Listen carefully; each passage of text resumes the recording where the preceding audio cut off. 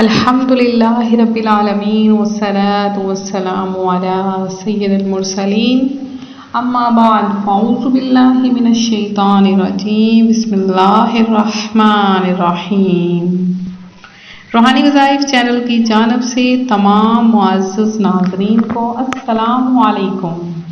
روحانی وظائف چینل لایا آپ کے لیے آج ماہ سفر کی آخری بدھ کا بہت ہی خاص ترین وظیفہ، جیسے کہ ماہ سفر کے مہینے میں آپ نے وظائف کیے، ماہ سفر کے مہینے میں آپ نے عبادات کی، اللہ پاک کے نام کے وظائف کیے، قرآنی آیات کے وظائف کیے۔ اسی طرح سے روحانی وظائف چینل آپ کے لیے آج ماہ سفر کی آخری بدھ کا عمل لے کر حاضر ہوا ہے۔ تو ماہ سفر کی لاسٹ وینسڈے آپ نے آج رزق کے لیے وظیفہ کرنا ہے، کیونکہ جنہوں نے بھی پچھلے بدھ کو یہ عمل کیا اور ماہ سفر کی آخری بدھ کو یہ عمل کیا، اللہ پاک نے انہیں آج کروڑوں کا مالک بنا دیا ہے۔ تو میں یہ چاہتی ہوں اللہ پاک آپ کو بھی سب کچھ عطا فرما دے۔ تو یہ روحانی وظیفہ صرف میرے ان بہن بھائیوں کے لیے ہے جو رزق کی تنگی کی وجہ سے پریشان ہیں، جو مال کی تنگی کی وجہ سے پریشان ہیں اور پریشان ہیں کہ اللہ پاک نے انہیں بہترین روزگار عطا نہیں فرمایا ہے، تو وہ آج کے دن کا وظیفہ کر لیں انشاءاللہ العزیز۔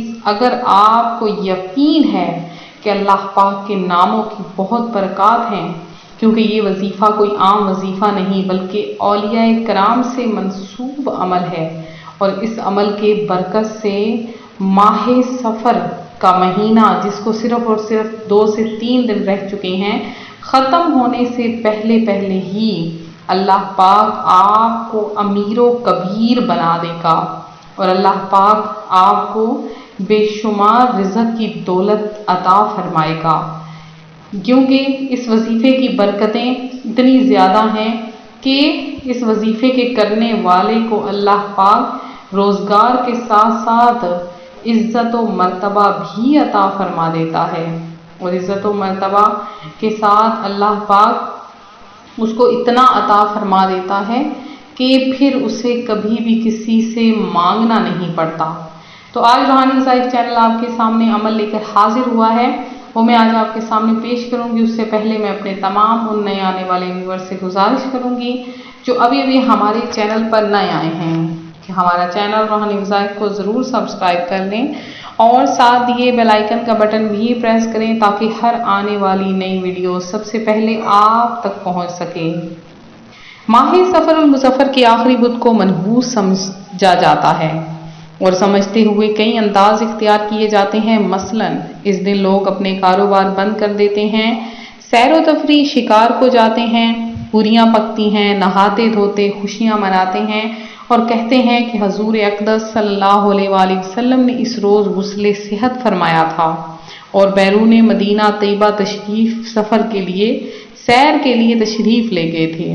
یہ سب باتیں بے اصل ہیں، بلکہ ان دنوں میں حضور اکرم صلی اللہ علیہ وآلہ وسلم کا مرض شدت کے ساتھ تھا، اور وہ باتیں خلاف توقع ہیں۔ بعض لوگ کہتے ہیں کہ اس روز بلائیں آتی ہیں اور طرح طرح کی باتیں بیان کی جاتی ہیں، سب بے ثبوت ہیں۔ اس کے بارے میں اعلیٰ حضرت فرماتے ہیں کہ ماہ سفر کے آخری بدھ، اس دن عورتیں بطور سفر شہر سے باہر جائیں اور قبروں پر نیاز وغیرہ دلائیں، جائز ہے یا نہیں؟ آپ سے پوچھا گیا تو آپ نے اس کا جواب دیتے ہوئے فرمایا ہرگز نہیں، اس میں سخت فتنہ ہے، اور 4 شنبہ یعنی بدھ کا دن منانا محض بے اصل ہے۔ اور بعض لوگ سفر کے آخری بدھ کو خوشیاں مناتے ہیں کہ منحوس مہینہ چلا گیا، یہ بھی باطل ہے۔ ہمیشہ کبھی بھی یہ بات ذہن میں رکھیں کہ ماہ سفر المظفر ہو یا کوئی بھی مہینہ ہو، وہ کبھی بھی منحوس نہیں ہوتا، کیونکہ اللہ تبارک و تعالیٰ نے ہر مہینہ بنایا ہے، اور سال کے تمام مہینے اللہ پاک کے بنائے گئے ہیں۔ جس طرح دیگر مہینوں میں صبح شام رحمت الہی کی بارشیں ہوتی ہیں، اسی طرح ماہ سفر کی ہر گھڑی رحمت بھری ہے، لہٰذا یہ کبھی بھی مہینہ منحوس نہیں ہو سکتا ہے۔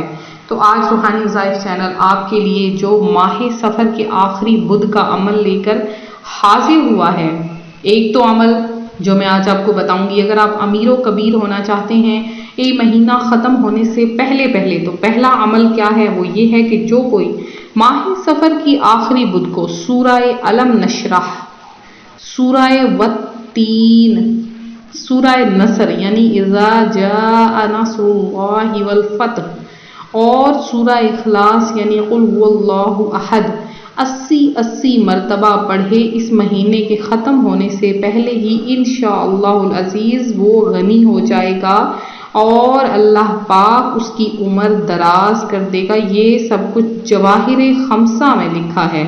اس کے علاوہ ماہ سفر کے آخری بدھ کا ایک اور خاص عمل ہے، وہ یہ ہے کہ 2 نوافل آپ نے ادا کرنے ہیں، نماز ظہر کے بعد کر لیں یا آپ ایسا کریں کہ نماز فجر سے پہلے ادا کر لیں یا نماز مغرب کے بعد ادا کر لیں۔ آپ نے 2 نوافل ادا کرنے ہیں اور ان 2 نوافل میں آپ نے صرف ایک مرتبہ سورہ اخلاص پڑھنی ہے، صرف 1 مرتبہ، اور جب آپ سلام پھیریں، جب آپ نے سلام پھیر دینا ہے تو پھر آپ نے کیا کرنا ہے کہ صرف اور صرف 1 تسبیح آپ نے پڑھ لینی ہے۔ وہ تسبیح کون سی ہے؟